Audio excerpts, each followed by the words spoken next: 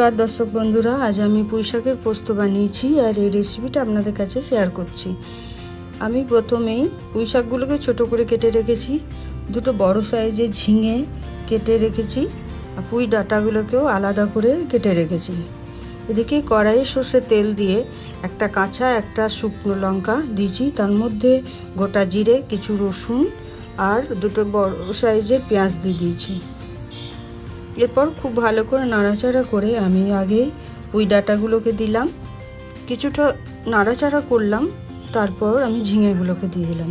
এবার ঝিঙেগুলোকেও কিছুক্ষণ নাড়াচাড়া করলাম, এরপর শাকগুলোকে দিলাম, দেওয়ার পর শাকগুলোকেও কিছুক্ষণ নাড়াচাড়া করার পর আমি দিয়ে দিলাম স্বাদ মতো লবণ আর অল্প একটু হলুদ আর স্বাদ মতো মিষ্টি দিয়ে একটু নাড়াচাড়া করে এটা 10 মিনিট ঢাকা দিয়ে রাখবো। এর মধ্যে কোনো জল দেবো না।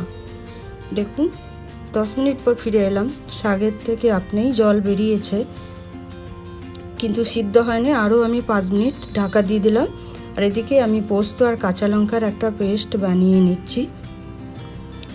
আর দেখুন আমি 5 মিনিট পর ফিরে এলাম, আমার শাকটা এবার সিদ্ধ হয়ে গেছে, পুঁই শাকগুলো পুঁই ডাঁটা সিদ্ধ হয়ে গেছে। এবারে আমি যে পোস্ত পেস্টটা বানিয়েছি সেটা দিয়ে দিলাম।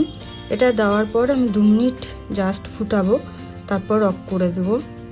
এই রেসিপিটা যদি ভালো লাগে ইউটিউব থেকে দেখলে আমাকে সাবস্ক্রাইব, লাইক, শেয়ার, কমেন্ট করবেন।